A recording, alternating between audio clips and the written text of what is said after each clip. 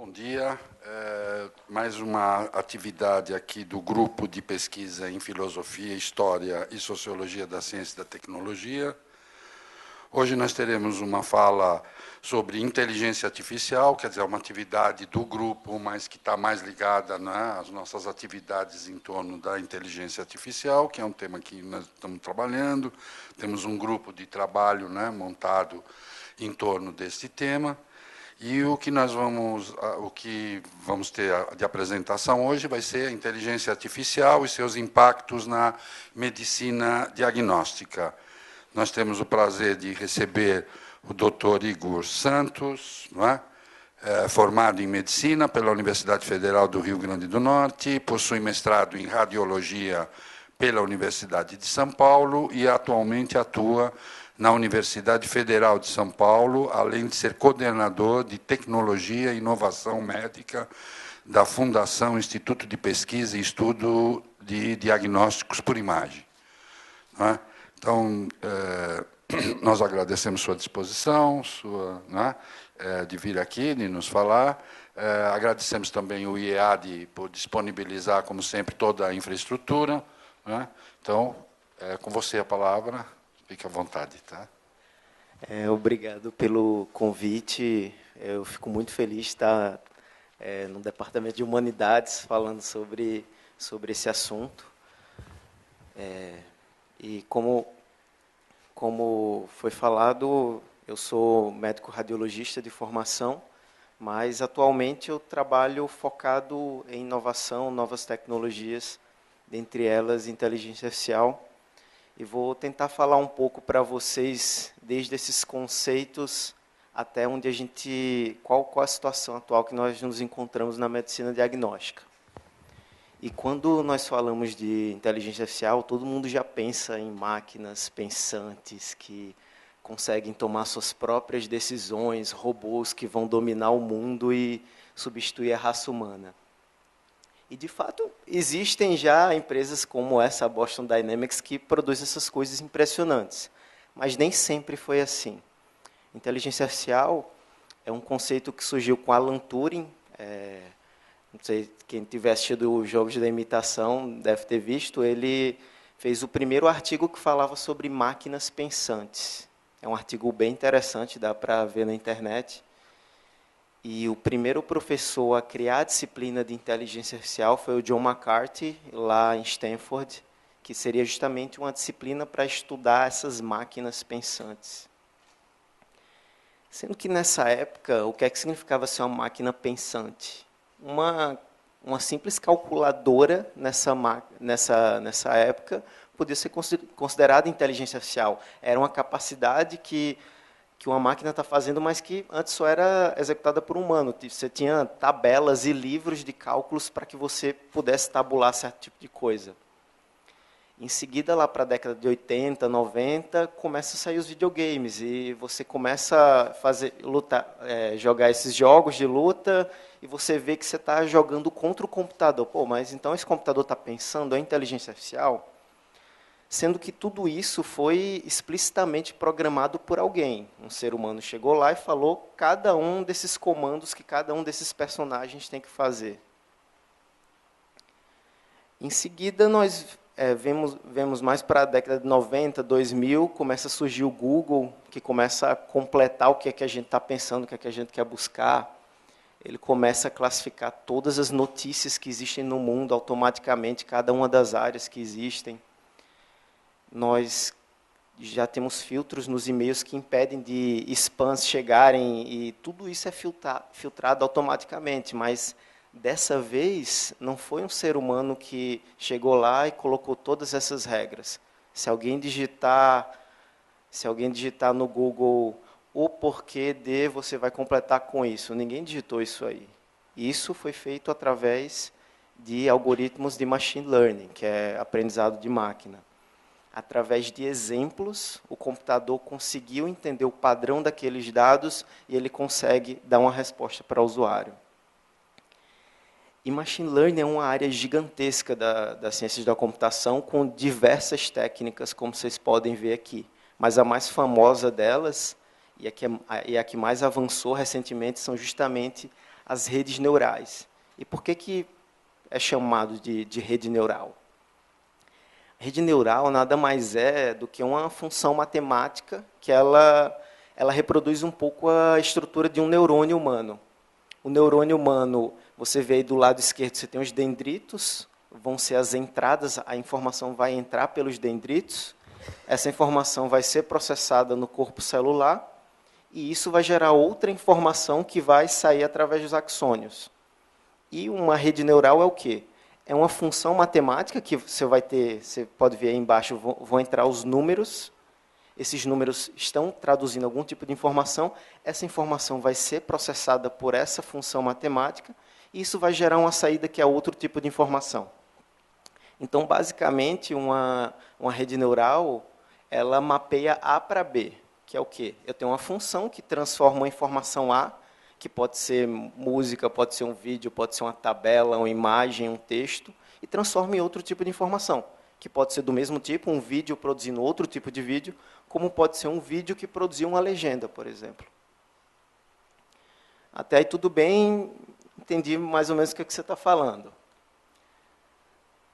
Sendo que, o que é que aconteceu nessa última década que foi algo que transcendeu tudo que tinha até então na inteligência artificial? Houve um desafio baseado na ImageNet. O que é ImageNet? É um conjunto de imagens anotadas, imagens naturais. O que é uma imagem natural? Uma imagem natural é uma imagem de ser humano, gato, cachorro, avião, são coisas do dia a dia. Então, foi feito um banco de mais de 10 milhões de imagens anotadas em mais de 10 mil classes. Como vocês podem ver aqui, avião, carro, pássaro, gato. E todo ano existia uma competição para justamente saber se computadores, se algoritmos conseguiriam acertar essas imagens. E se vocês forem ver, de um ano para outro, normalmente o incremento de acurácia desses algoritmos era de 2%. Entretanto, por algum motivo, em 2012, esse avanço foi de 10%. E em 2015, pela primeira vez, o algoritmo conseguiu superar a capacidade humana de detectar esse tipo de imagem natural.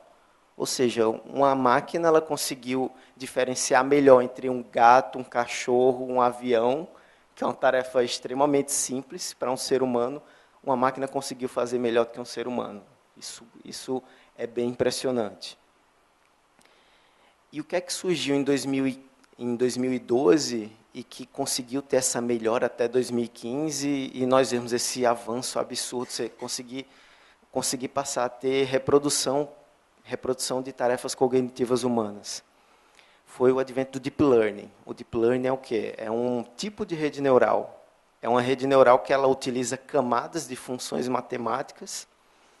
E a diferença para os algoritmos anteriores é que os algoritmos anteriores, a partir do momento que você dava mais exemplos, eles tinham um platô. Eles não conseguiam ultrapassar aquele limite. Com o Deep Learning, quanto mais dados você dá, mais a rede consegue aprender aquele padrão daqueles dados e reproduzir isso aí. E para entender o que seria esse Deep Learning, vocês veem que para o lado esquerdo, cada vez mais você vê um aumento na quantidade de camadas dessas redes neurais, que são camadas de funções matemáticas. Complexidade de funções matemáticas, e conforme eu aumento essa quantidade de camadas, eu tenho uma diminuição no erro dessas redes, ou seja, elas acertam muito mais, elas conseguem resolver muito melhor esses tipos de problema. Então, só para dar um panorama geral, para ficar bem claro, a inteligência artificial é um termo mais amplo que ele se destina a qualquer tipo de atividade humana que possa ser reproduzida por uma máquina. Então, esse conceito ele até muda durante um tempo. O que a gente considera inteligência artificial não é a mesma coisa que era considerado quando surgiu o termo. Dentro da inteligência artificial, você tem o machine learning, que é o aprendizado de máquina, que é o conjunto de técnicas que fazem com que uma máquina aprenda com exemplos. E dentro disso aí, você tem o deep learning, que é essa nova técnica, que é uma rede neural, que ela consegue ter um poder de aprendizado muito maior do que se teve até então. que surgiu só agora na primeira década aqui do anos 2000. E para falar de como isso aconteceu, até mesmo na minha vida, um exemplo de como o Deep Learning me chamou a atenção, eu vou contar uma história que aconteceu entre mim e um amigo de residência. Esse sou eu, o Leandro é um colega de residência, nós entramos juntos no mesmo ano, fizemos 3 anos de radiologia. E no final da residência, estava todo mundo meio nostálgico, querendo relembrar o início da radiologia, todo mundo procurando fotos comprometedoras um dos outros, né? Então, não sei se vocês utilizam esse serviço, mas eu armazeno todas as minhas fotos no Google Fotos. E o Google Fotos permite que você pesquise as suas fotos através do rosto da pessoa. Se eu digitar lá Igor, vai aparecer todas as imagens que tem o meu rosto nelas. Então, eu fui procurar imagens que tinham o Leandro, né? Vamos ver se tem alguma foto comprometedora do Leandro para eu mandar para todo mundo. E eu coloquei o Leandro e realmente começou a aparecer fotos do Leandro. Aqui você vê que realmente é o Leandro. Apareceu outra foto em outra época, novamente, eu estou vendo ali, estou conseguindo identificar, está ali o Leandro. Até que apareceu essa foto aqui, tá vendo? Ó, errou. Está aqui, estou aqui minha esposa, a gente está aqui no show do Lollapalooza, ele não achou o Leandro. Cadê o Leandro aqui nessa foto? Então, peraí, deixa eu olhar melhor essa foto. E acabou que o Leandro estava aí, sendo que o detalhe é que essa foto ela foi tirada 1 ano antes de começar a residência. Eu não conheci o Leandro. Foi uma coincidência de, naquele ano anterior, eu tirei uma foto que, por acaso, aquele cara que eu não conhecia, ele estava nessa foto. Foi no momento que eu disse, meu Deus, essa tecnologia ela faz alguma coisa com as nossas vidas. E não é... Quando a gente fala de reconhecimento de imagem, não é só reconhecimento de rostos, como teve aquele ImageNet. Você tem reconhecimento de pessoas, de objetos. Com isso, você pode ter carros autônomos. Eles já existem, eles já estão em funcionamento. E eles estão evoluindo o quanto eles conseguem, a máquina consegue ter de liberdade e cada vez mais precisar de um auxílio humano. Não só isso. O Google lançou há pouco tempo, com seus headphones, uma maneira de você ouvir outra língua, a pessoa falando na língua que bem entender, o headphone ele vai interpretar aquela língua e você vai conseguir fazer uma tradução simultânea e conversar com aquela pessoa.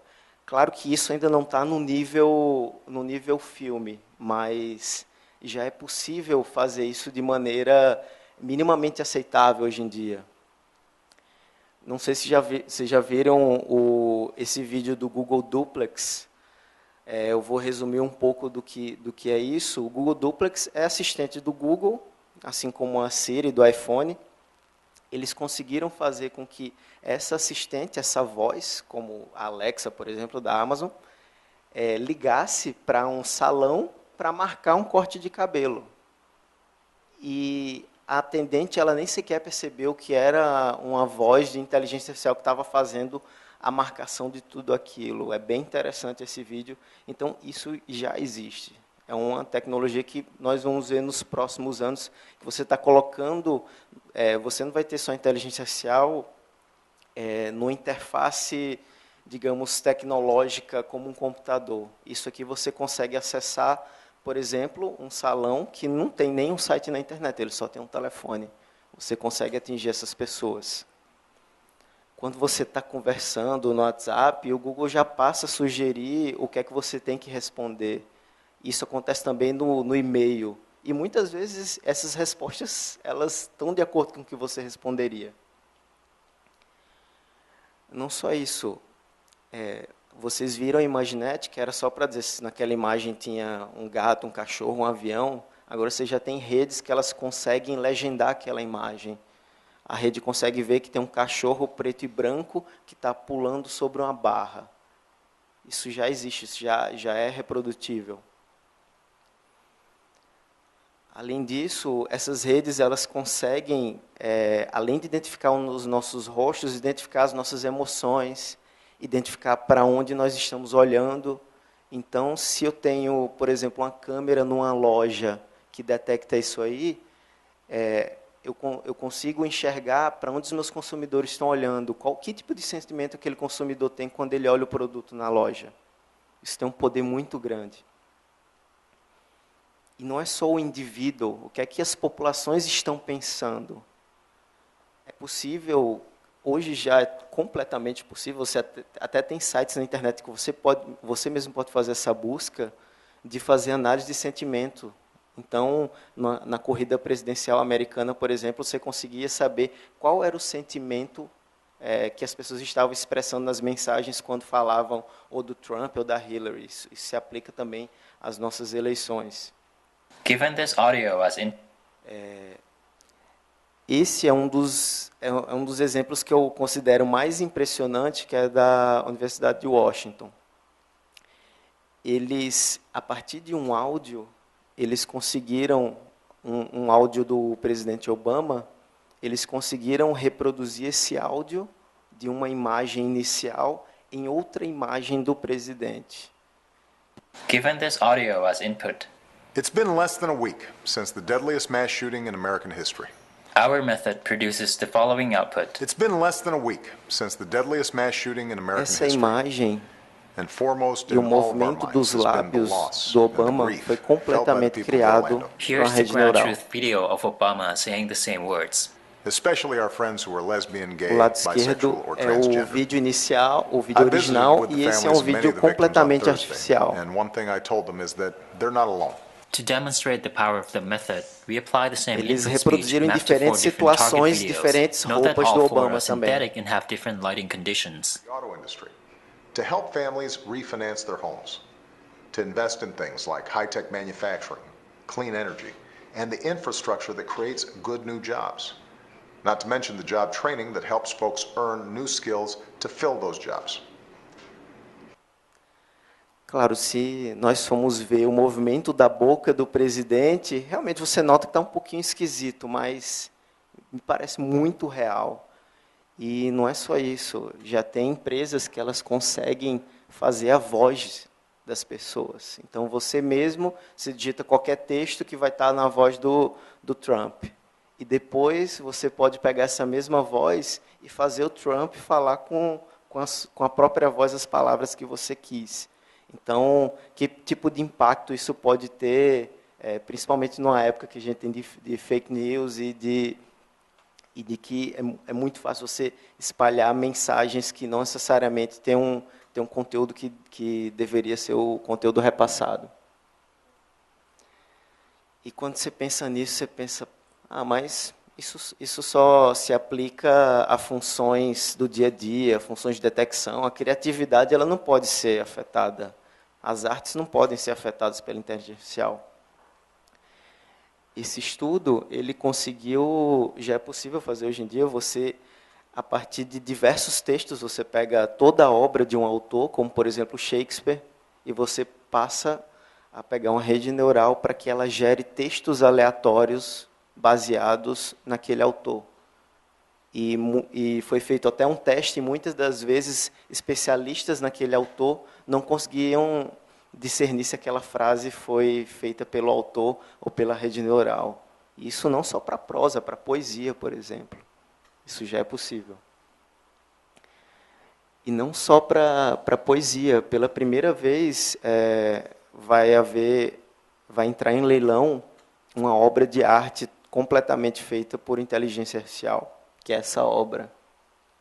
Foi completamente feita por um algoritmo. E não só isso. A criatividade ela está de tal maneira, ela tem um impacto de tal maneira que, hoje em dia, qualquer um de nós pode pegar qualquer uma das nossas fotos e, por exemplo, eu gostaria de reproduzir o estilo do Van Gogh. Isso para qualquer um de nós é acessível para fazer e você consegue reproduzir um quadro com aquela mesma precisão. O primeiro álbum de música gerada por inteligência artificial acabou de ser lançado. A cantora, ela continua cantando como uma humana, mas a melodia, ela foi gerada através de algoritmos de inteligência artificial. E até aquela cena que a gente imaginava do CSI, que eles chegavam, viam uma cena, um vídeo com a qualidade péssima, eles conseguiam enxergar a placa do carro naquele vídeo que era impossível de qualquer pessoa ver. Mas isso já é possível também. Talvez não naquele grau, mas já é possível pegar fotos de extrema baixa resolução e conseguir formar uma imagem artificial com resolução maior.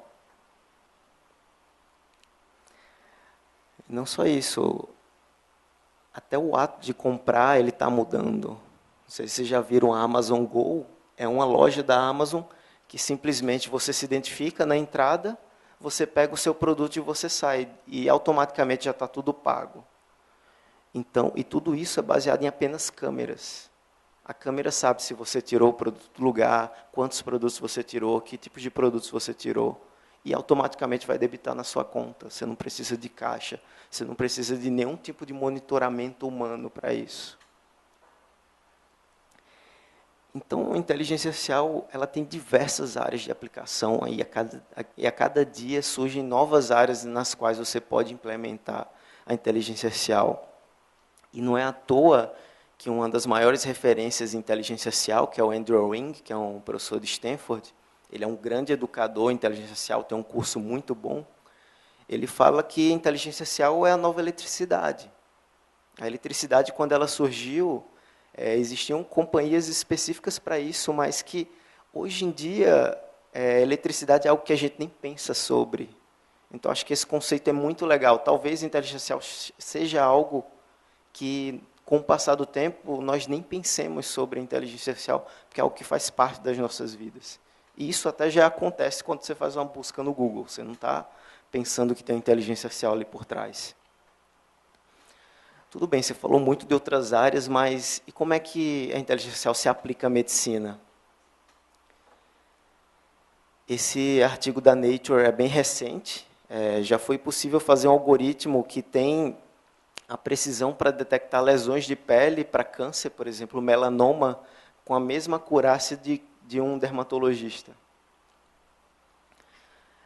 Na oftalmologia, nós já temos algoritmos que eles conseguem pegar o exame de fundo de olho e detectar se aquele paciente tem uma retinopatia diabética grave ou não, que é uma doença extremamente comum do diabetes que pode levar à cegueira em pouco tempo. Então, você passa a conseguir triar esses casos, talvez sem auxílio de um médico.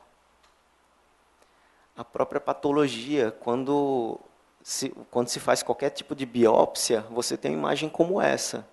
E o patologista ele tem que analisar cada centímetro dessa imagem, às vezes durante minutos a horas, para identificar se você tem um tumor ou não. E a inteligência artificial ela pode ajudar a detectar onde é que estão esses tumores, a evidenciar quais são as áreas mais suscetíveis.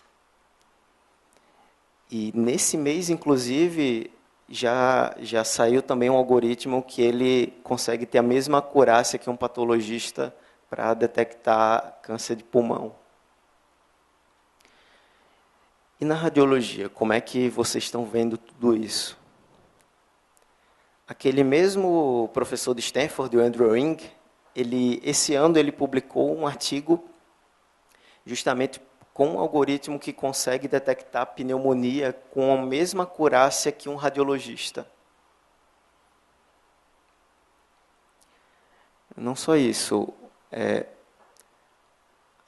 tem certas tarefas que você passa a criar que o radiologista normalmente ele não faria da maneira natural, como, por exemplo, já é possível, assim que você faz um exame, que um algoritmo ele analise o seu exame previamente, antes mesmo de o radiologista ver, e detecte se o seu exame é potencialmente grave ou não. E esse exame ele vai ser laudado antes do tempo.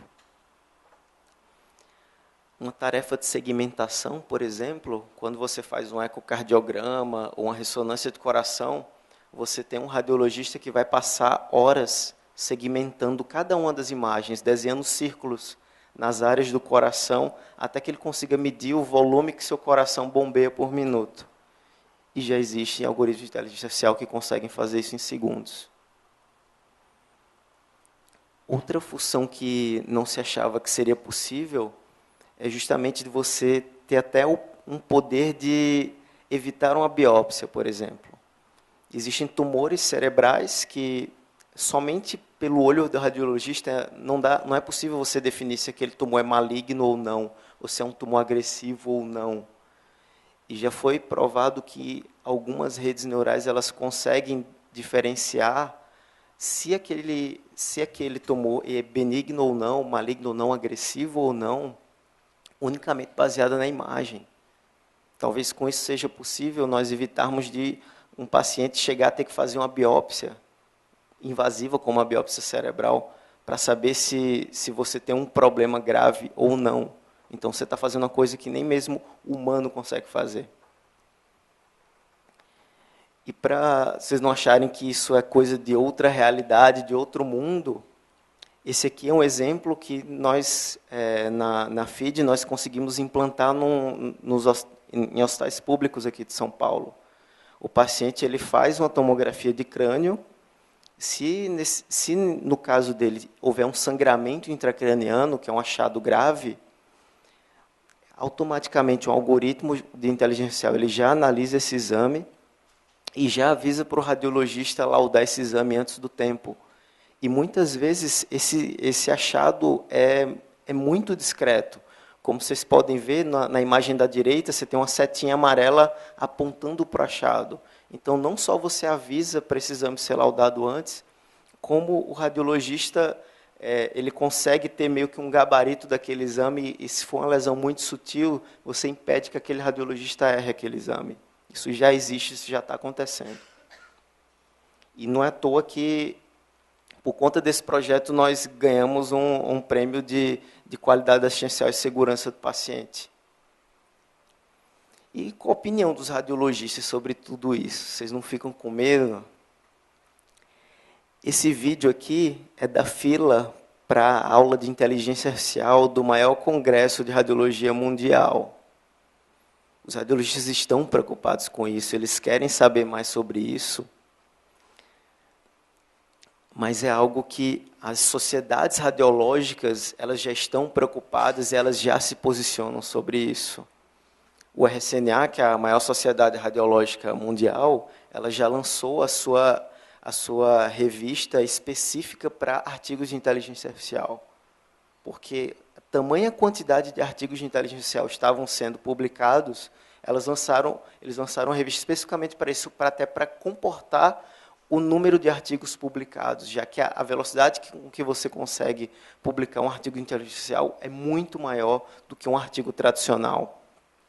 O Colégio Americano de Radiologia ele iniciou um instituto de ciências de dados, que é justamente para padronizar todos os dados de paciente, dados de imagens, para que você consiga alimentar algoritmos e que você tenha segurança quando você lida com esses algoritmos. O próprio Colégio Brasileiro de Radiologia ele já criou uma comissão de inteligência artificial, já pensando nesses produtos que já estão entrando no mercado brasileiro envolvendo inteligência artificial. A própria Sociedade Paulista de Radiologia, esse ano, nós fizemos o primeiro hands-on de Deep Learning para radiologistas. Nós demos uma aula de como, a partir de um código, você conseguir fazer sua primeira rede neural como um radiologista. E nesses últimos anos, tem uma enxurrada de empresas lançando novos algoritmos. Sendo que não é simplesmente eu tenho uma empresa de tecnologia, eu lanço o algoritmo, eu consigo implementar na prática médica. Não é bem assim. Tem órgãos que têm que aprovar se esse algoritmo é seguro ou não. No caso dos Estados Unidos é o FDA, no nosso caso é a Anvisa. E essas instituições elas têm critérios para saber se esses algoritmos se aplicam de fato, se eles são seguros o suficiente e se eles têm reprodutibilidade, se eles funcionam de verdade antes de você ter uma aprovação comercial para que esses produtos sejam vendidos. Então, não é bem assim uma onda que vai invadir, que vai acabar com a especialidade, acabar com a profissão. As coisas não são bem assim. E um exemplo muito bacana é esse gráfico que um grande amigo, Felipe Kitamura, ele fez, que é justamente o medo o medo que ele tinha da inteligência artificial até ele treinar o primeiro algoritmo dele. Não é simples criar um algoritmo de inteligência artificial. Não é só você ser um gênio em ciências da computação. Você também precisa de todo o conhecimento médico, de todo o conhecimento da área específica que você está fazendo o algoritmo. Então, isso é um trabalho em equipe, isso é um trabalho em conjunto. Então, as pessoas que podem ser ameaçadas por esse tipo de tecnologia, elas têm a oportunidade de trabalhar em conjunto com essa tecnologia. Não é só fazer código, você tem que ter dados. Esses dados eles têm que estar anotados. Os algoritmos eles vão ter o viés que os seus dados tiverem. Se você está fazendo um algoritmo que ele tem ele faz qualquer tipo de discriminação, o seu algoritmo vai fazer discriminação. Então, não é tão simples, não é tão fácil. Tem questões éticas envolvidas. E pensando em todos esses impactos, existem já governos que estão tentando modelos, mas e aí, será que os empregos vão acabar? Será que eu vou ter que ter um salário básico universal para todos, já que eu não vou conseguir ocupar todas as pessoas? Isso é um pensamento que existia na Revolução Industrial e isso não aconteceu. Pode ser que não aconteça da mesma maneira como aconteceu na Revolução Industrial, pode ser que aconteça. Isso é um assunto de discussão. E não só salário básico. Será que, em vez de salário básico, nós vamos ter que ter trabalhos básicos, vamos ter que ter economias locais que ocupam as pessoas de uma maneira mais significativa? Isso é um assunto de debate também. E para quem acha que, nossa, eu tenho que lutar contra esses robôs que eles vão dominar o mundo, eles vão acabar com a raça humana, nada vai ser como era antes. Eu acho que não é bem assim. Eu acho que nós estamos vendo um momento que a ciência está mudando. Não sei se vocês conhecem, o Kaggle é uma plataforma de competições de data science. Ou seja, por exemplo, você coloca uma competição para pessoas competirem quem é que vai acertar mais pneumonias no raio-x de tórax. Ou tem uma empresa que ela quer fazer contagem de núcleos na patologia, quer ver qual algoritmo que acerta mais. Essa plataforma que foi comprada pelo Google, ela lança esses desafios mundialmente e times de universidades do mundo inteiro vão trabalhar com aqueles dados e com aqueles algoritmos para conseguir fazer algoritmos que tenham acurácia alta. Então, em vez de você ter uma ciência que você passa a ter uma reprodutibilidade só a partir do momento que você publica, a partir do interesse de outra pessoa que vai reproduzir o seu trabalho, não. Você está fazendo reprodutibilidade do seu trabalho em escala mundial e completamente simultâneo. Então, até a forma de você fazer ciência com inteligência artificial, ela acaba mudando. E o RSNA, ele fez, inclusive, uma competição para você entender a idade óssea de crianças. Quando uma criança tem algum problema de saúde, existe um exame que é o raio-x de mão para a idade óssea, que um radiologista ele vai ver aquele raio-x, vai comparar com mãos de crianças com idade similar e, baseado em jogo dos 7 erros, ele vai definir qual aquela idade daquela criança. E o RSNA, que é essa instituição radiológica, eles lançaram esse concurso mundial para que fossem feitos algoritmos para detectar qual que é a idade dessa criança. E tamanho é a acessibilidade, tamanho é a mudança nessa nova tecnologia. Equipes do mundo todo competiram. Nós tivemos a felicidade de ganhar o 3º lugar na competição. O 2º lugar da competição foi um estudante de medicina que fez o algoritmo sozinho em casa. Então, a tecnologia, a ciência, a acessibilidade ao conhecimento mudou de uma maneira que uma pessoa que está em casa sozinha, ela pode competir com uma empresa gigantesca, com instituições de renome, com instituições gigantescas. Então, não existe só ameaça, existem milhares de oportunidades com tecnologias desse tipo. E para isso, para quem tem medo, para quem acha que isso é um problema, eu acho que a melhor maneira de superar qualquer medo é conhecer sobre isso, é estudar sobre isso, é entender sobre esse assunto. E, como eu falei, todo esse conhecimento está disperso na internet, ele está disperso de graça para qualquer um de nós acessar, na hora que bem entendermos. Eu posso ter uma aula em Stanford ou em Harvard com o melhor professor de inteligência artificial sem pagar um centavo, e eu posso sozinho programar. Eu aprendi a programar com um curso como esse, como médico. Então, isso é acessível para qualquer um de nós. Então, nós também estamos em outro passo da ciência, outro passo do conhecimento. Eu queria agradecer ao convite mais uma vez. Fico muito feliz de vocês estarem aqui. E qualquer dúvida, qualquer tipo de questionamento, fico à disposição. Obrigado.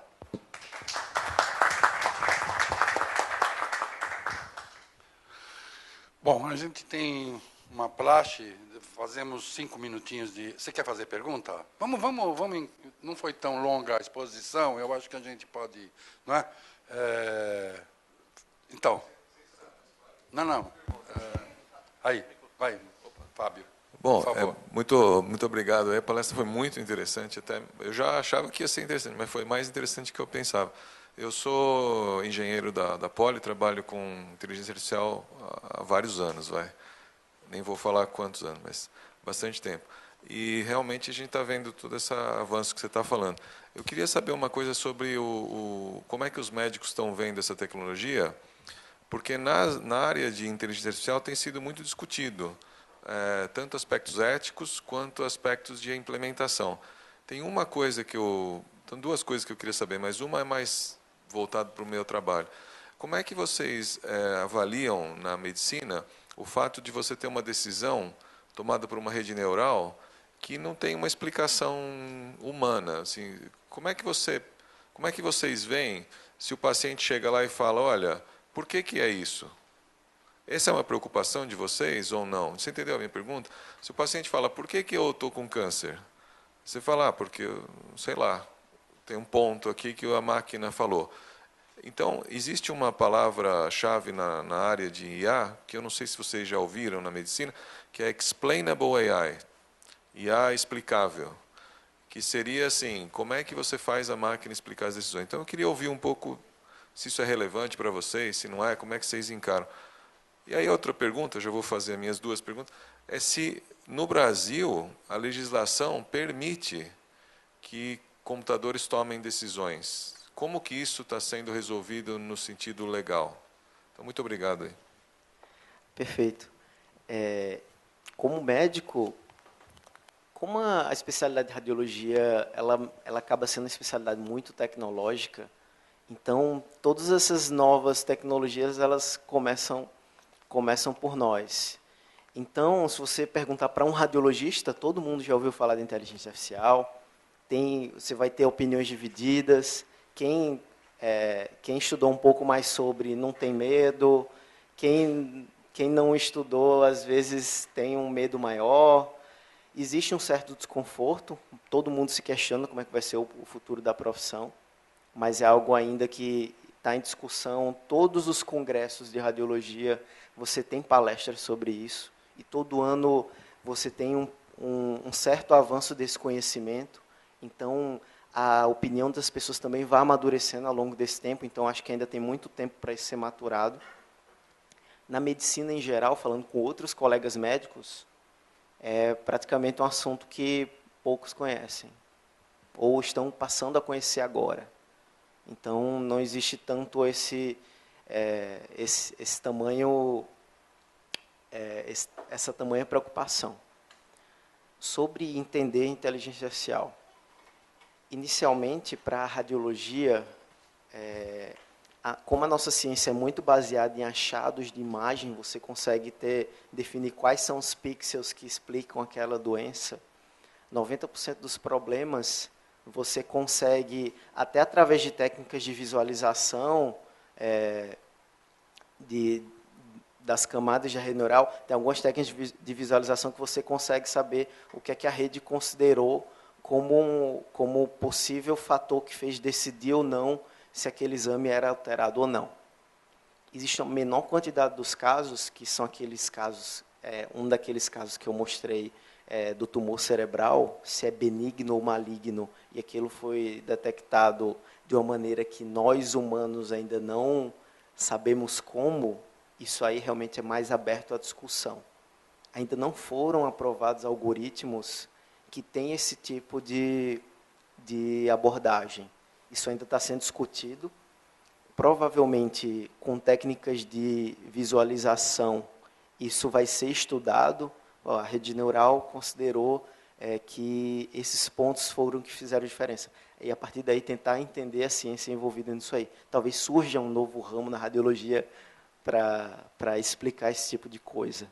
Mas é algo que também é nebuloso para nós, mas isso é a menor parte de todos os exames. Desculpa a outra pergunta. Sobre o arcabouço legal. A pergunta é curiosa, sobre o arcabouço legal que o Brasil tem ou não tem para lidar com isso.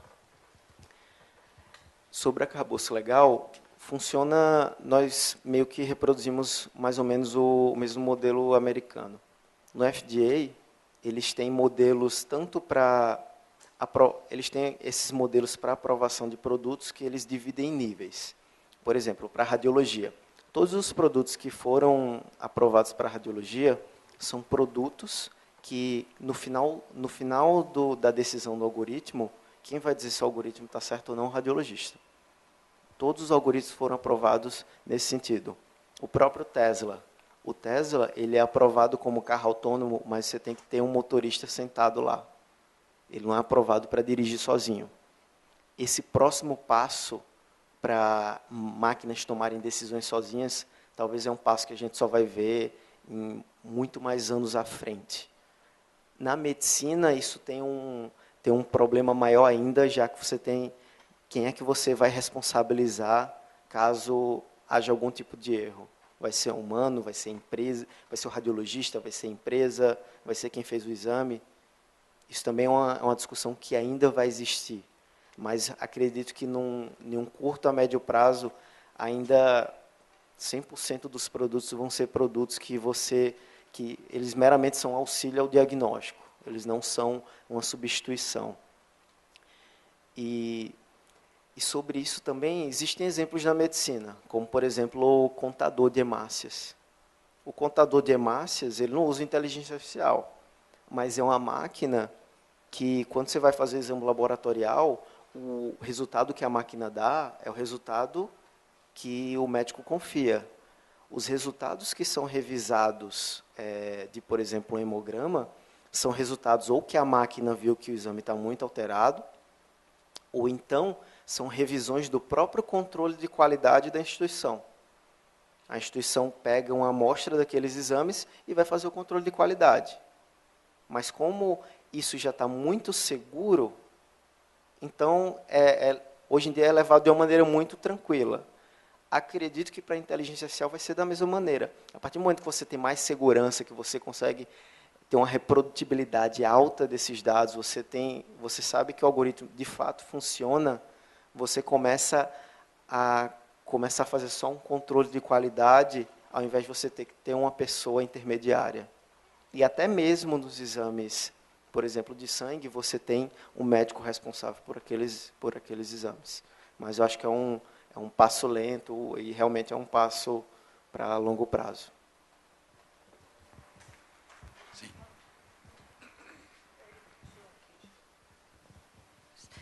Igor, bom, Luciana Zaterka, sou professora de filosofia da Universidade Federal do ABC.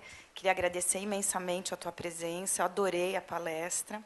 E eu tenho uma pergunta que é um pouco na interface, eu penso, entre ciência e ética. Na verdade, eu queria saber o ponto de vista que vocês têm de nós, pacientes, consumidores, né? Porque eu imagino que para desenvolver esses algoritmos e todos esses padrões, quer dizer, o banco de dados ele é imenso. E, evidentemente, que esse banco de dados ele começa com os indivíduos singulares.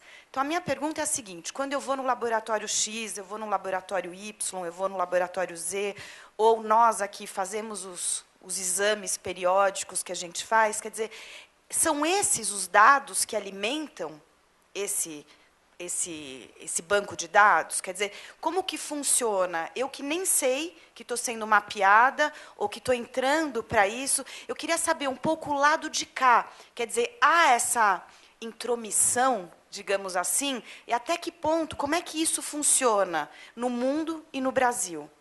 Perfeito. Esses algoritmos são baseados em dados reais, de pacientes reais, são baseados em casos anonimizados. Normalmente, as instituições que fazem esses tipos de algoritmo são instituições que, no momento que o paciente já vai fazer o exame, ele já assina um termo de consentimento que a sua imagem pode ser utilizada com algum fim específico. Para isso, inclusive, foi aprovada a nova lei de dados de pacientes brasileira, que leva em consideração a lei europeia, que ela é bem rígida quanto a esse tipo de uso de dados.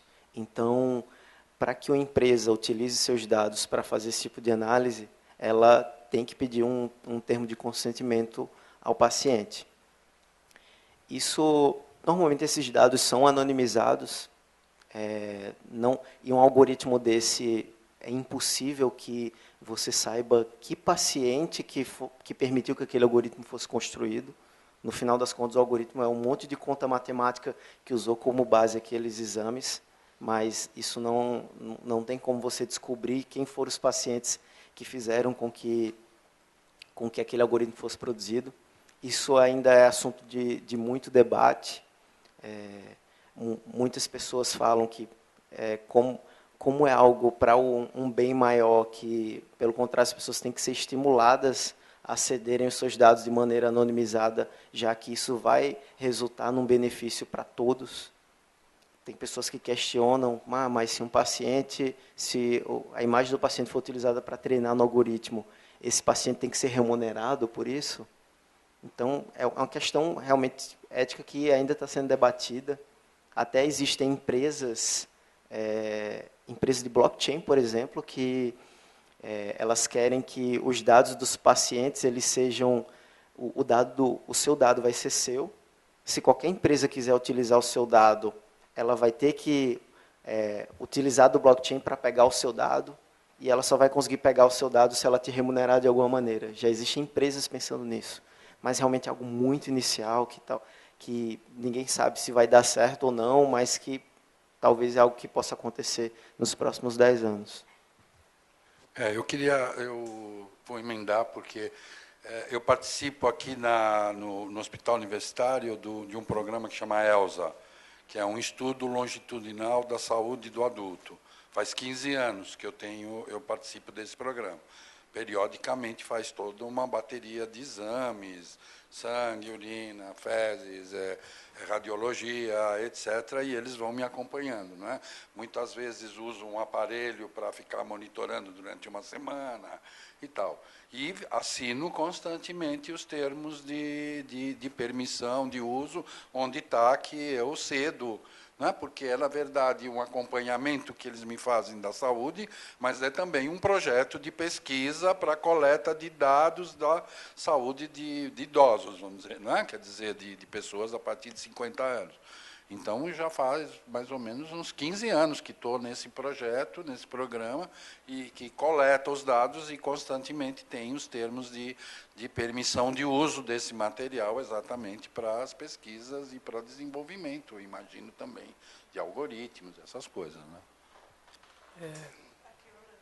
Orlando, depois você. Bom dia, Igor, muito obrigado aí pela palestra.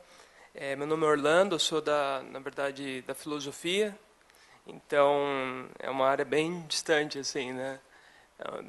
Mas algumas informações que você deu, principalmente da primeira parte, me fizeram pensar bastante, né? Eu acho que com relação à inteligência artificial e a medicina diagnóstica, deu para perceber que ela traz determinadas melhorias, né, na identificação de imagem, né, nessa atividade, e isso é inegável. Mas algumas coisas que você falou aí da primeira parte me deixaram meio um pouco questionando aqui, né? Bom, a primeira delas é quando você mostra lá o vídeo do Obama, tal, o que está aparecendo é que é um velho debate, principalmente no campo de estética da filosofia, que é a relação entre o original e suas réplicas, né? Acho que isso é algo que está aparecendo, não está sendo muito bem pensado, né? Ainda que eu saiba, ninguém conseguiu fazer uma espécie de teoria crítica dessas imagens digitais, né? Pensar. Antes tinham pensadores que pensavam o cinema, pensavam a foto, e agora, né? Com toda essa coisa do fake news, é realmente algo que tem que se pensar ainda. É um impacto. Eu estou falando dele porque você trouxe, então não tem muito a ver medicina com isso, mas talvez, não sei, possa ter, né? E na minha concepção, eu acho que a única forma da gente pensar esse tipo de problematização não é a partir da visualização do resultado final. Então, você tem ali, digamos, uma imagem de um autor que pinta um quadro, o quadro original. Você está lá na frente do quadro, no Louvre, lá, tá? E você tem, do outro lado, no seu tablet, a imagem. Não é olhando para essas duas imagens que a gente vai ver a diferença, digamos, vou usar um palavrão da filosofia, ontológica dessas duas coisas, né? Da forma de existir dessas duas coisas. Não é a partir do final, do resultado final. Eu ou qualquer outra pessoa não ajudaria em nada nisso, né? Olhar para o resultado final de uma obra não faria muita diferença. Qual que seria a saída? Ver a história por trás de como se chegou àquele resultado final. O modo de produção, de como se chega àquele resultado. Como se chega ao resultado final, e aí já linkando agora, tentando chegar um pouco na medicina, dessas imagens digitalizadas. Não é? Você, muito atentamente, já falou, tem redes neurais, tem muita matemática envolvida. Né? Tem pessoas fazendo esses códigos. Tem um número de pessoas fazendo esse código que é diferente daquele das pessoas que realmente fazem aquela atividade. E aí eu discordo um pouco do que você estava falando. A ameaça do desemprego, né? Essa coisa.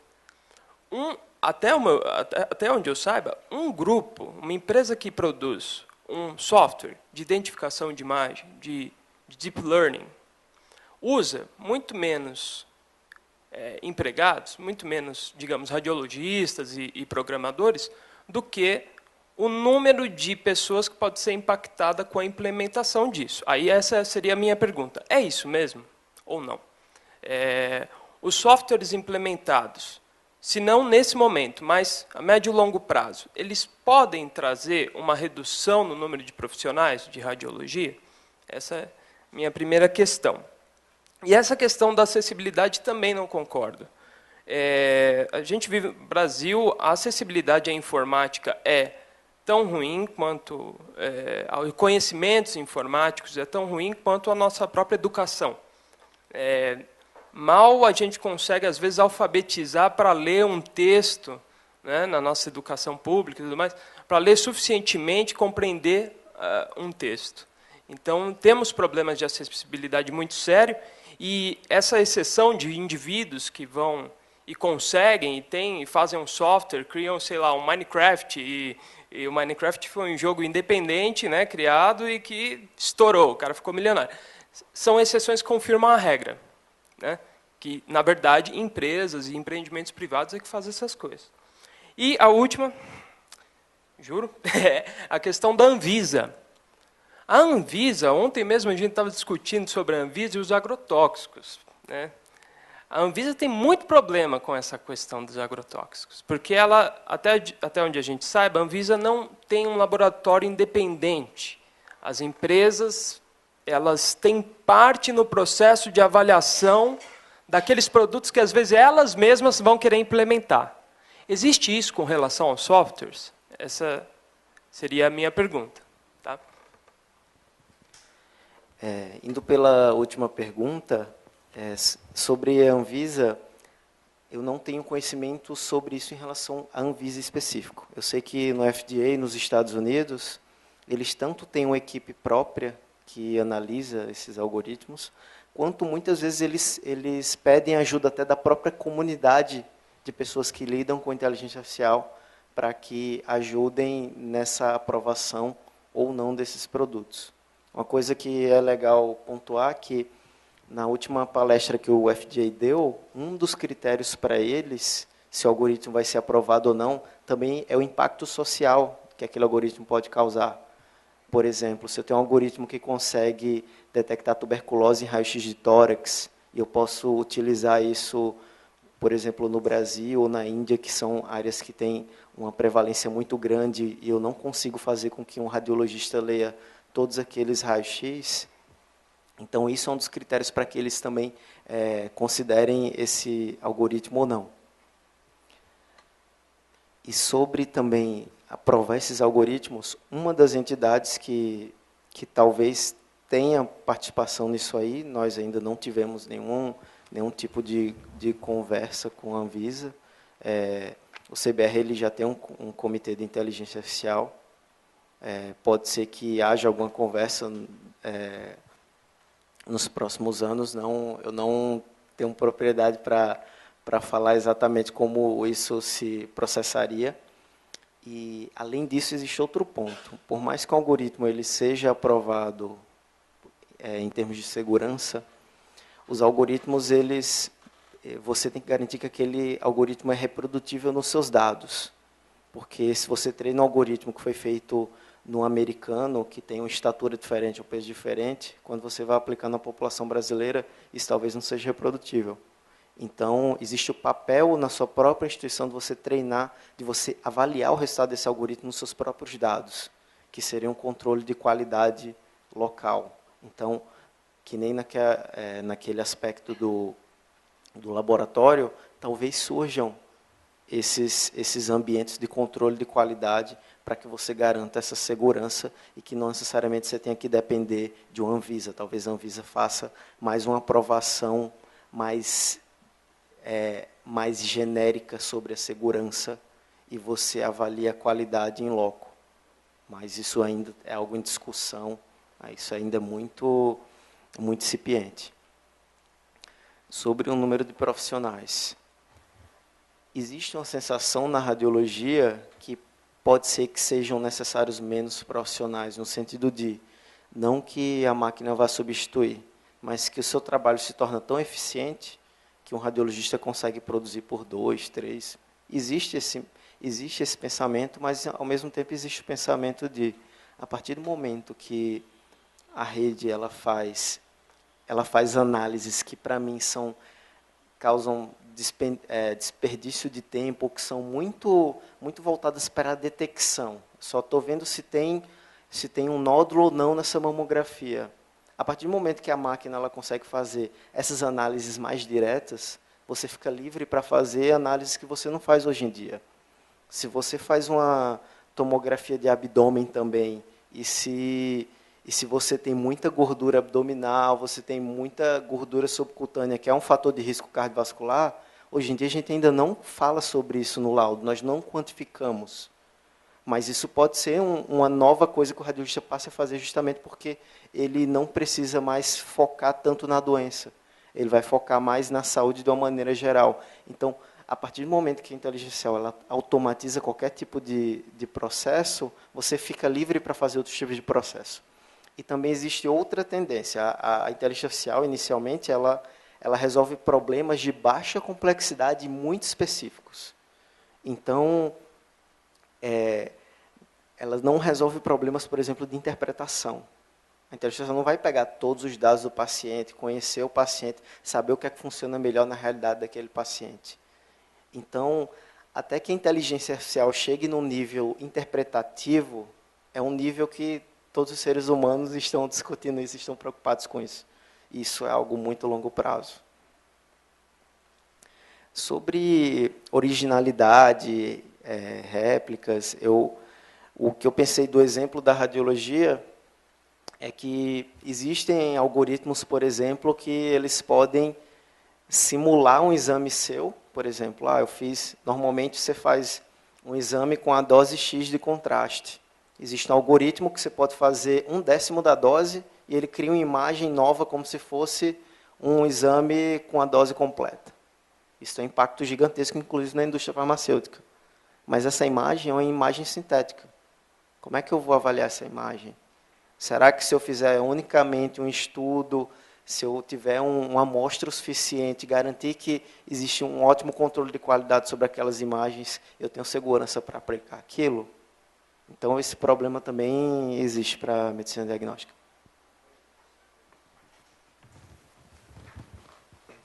Bom, eu sou o Edson, faço pesquisa de pós-doutorado no Departamento de Sociologia aqui da USP. Eu trabalho na área de Sociologia da Ciência, Sociologia da Medicina. E eu queria fazer duas perguntas. A minha primeira pergunta são sobre os estudantes de Medicina e Radiologia. O que a gente vê na sua apresentação é que, então, existe um novo tipo de conhecimento que os estudantes devem ter, que é essa parte computacional, parte de programação. Então, eu queria perguntar para você, pelo que você percebe, como é que a gente está no Brasil? Os estudantes de medicina e de radiologia estão se mobilizando para adquirir esse novo conhecimento computacional, de programação? Como é que está sendo isso? E a minha segunda pergunta é mais específica sobre o código, os algoritmos. Você disse que para desenhar esse tipo de algoritmo é preciso, muitas vezes, a presença de uma equipe, né, de troca de conhecimentos. Na área de programação, de computador, existem essas plataformas virtuais em que os programadores compartilham código e tem um apoio técnico mútuo. Eu queria saber, na área de medicina, se também existe isso. Se existem repositórios virtuais onde as pessoas vão pegar algoritmos, códigos já feitos, se existe esse compartilhamento, essa troca entre grupos diferentes, até internacional, em relação a código. Perfeito. Sobre conhecimento de programação e educação para essa área, é algo que é muito recente mesmo. Na radiologia, fazem 2 anos que, de fato, virou algo que você começa a ver em todos os congressos. É muito recente mesmo. Então, mas sobre esse assunto, já houve a abertura de uma subespecialidade na radiologia em uma instituição. Nós estamos, ano que vem, nós devemos ser a segunda instituição que vai abrir esse tipo de subespecialidade radiológica, voltada não só para inteligência artificial, mas tecnologia e inovação de uma maneira geral. Toda a saúde, toda a medicina está sendo repensada atualmente. Então, já existem tendências a que isso seja feito. Obviamente, talvez isso não seja algo que todo radiologista tem que ser especialista nisso. Nós já estamos fazendo algumas tentativas de incluir esse tipo de conteúdo na formação do radiologista, no sentido de, se eu vou trabalhar com inteligência artificial, eu tenho que entender pelo menos como o algoritmo desse funciona, e se um algoritmo chegar para mim, eu tenho que ter condições de avaliar se aquilo funciona ou não para a minha realidade. E isso, sim, é algo que pode fazer parte da formação do radiologista geral. É da mesma maneira quando entrou ressonância, por exemplo, para a gente. Faz o quê? 15 anos que entrou ressonância como uma nova tecnologia na radiologia. E nós temos aulas de física de ressonância para entender como é que funciona o equipamento, como é produzida a imagem. A gente vê que talvez seja algo da mesma maneira. Você precisa entender quais são os conceitos básicos e você utiliza aquilo no seu dia a dia. Mas não necessariamente você precisa ser um especialista ou programar para que você faça parte dessa tecnologia. Porque programar é uma pequena parte. Tem muita ciência mesmo radiológica em você escolher os pacientes e você ter rigor científico para aquele estudo que você está fazendo com o algoritmo, ele tenha validade científica. Isso, acho que mais do que nunca, a metodologia científica ela está sendo muito importante para que esses algoritmos funcionem. Sobre os repositórios, comunidade de inteligência artificial, ela é meio que espalhada no mundo inteiro e ela é transdisciplinar. Então, um algoritmo que você utiliza para lembra aquele Imaginet que era para imagem de pessoas, a gente pega a rede neural que foi treinada, o Imaginet, rede neural do Google, por exemplo, da Microsoft, você pega a rede neural pronta no repositório desse e utiliza para imagem médica.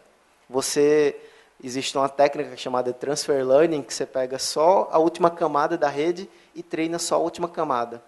Porque como aquelas imagens estão treinadas para imagens naturais, então elas já conseguem detectar bordas, detectar contornos. Então você só vai meio que especializar a última parte da rede neural para que ela detecte imagens médicas. Então acaba que é a mesma comunidade. Quem está pegando a rede neural para analisar a imagem pode pegar essa mesma rede neural e analisar um som. E isso em qualquer disciplina, em qualquer área do conhecimento. Então, isso realmente é bem aberto são os mesmos repositórios de ciência da computação, sendo que agora você tem outros profissionais também invadindo essa área. Até pela curva de aprendizado ser uma curva de aprendizado menos complexa do que antes era o machine learning. Alguns anos atrás, ele tem uma curva de aprendizado muito mais longa do que a curva de aprendizado que você tem agora para você mesmo fazer o seu algoritmo. Boa parte das redes neurais, o código está livre na internet. Porque o que importa não é a estrutura da rede.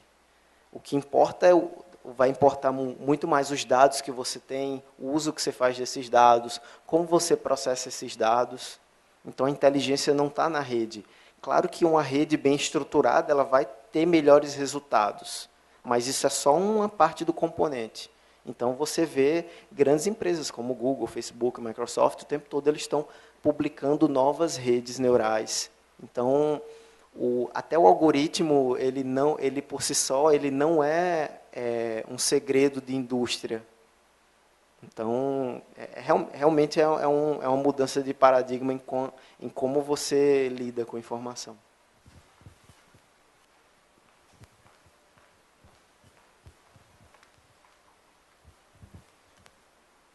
Bom dia, John, eu sou da filosofia daqui, também da USP.